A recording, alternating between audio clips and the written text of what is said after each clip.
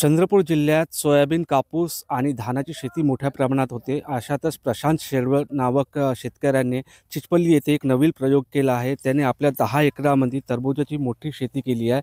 मागील वर्षी त्याने याच शेतामध्ये 2 एकरामध्ये टरबूजाची शेती केली होती. त्याला फायदा चांगला झाला होता. त्याच्यामुळे यावेळेस त्याने 10 एकरामध्ये ही शेती केली आहे आणि 10 एकरामध्ये 250 टन इतकं टरबूजचं उत्पन्न त्याने केलं आहे. टरबूजाचं साईज बघितलं गेलं तर 3 ते 5 किलो इतका या टरबूजाचा साईज आहे. त्याच्यामुळे या शेतकऱ्याला प्रति हेक्टर 1 लाख रुपये उत्पन्न होत आहे. त्याच्यामुळे शेतकऱ्याचा एक फायदा होत आहे.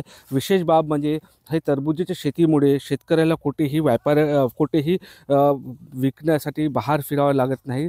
थेट व्यापारी या शेतामध्ये येत असतात आणि या ठिकाणी शेतातूनच माल घेत असतात. त्याच्यामुळे शेतकऱ्याला याचा मोठा फायदा होताना दिसून येत आहे. निलेश डहाट, TV9 मराठी, चिचपल्ली, चंद्रपूर.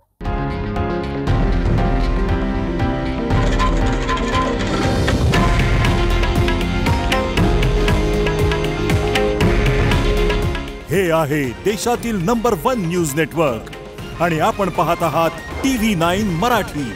काळजी तुमची, हित महाराष्ट्राचं.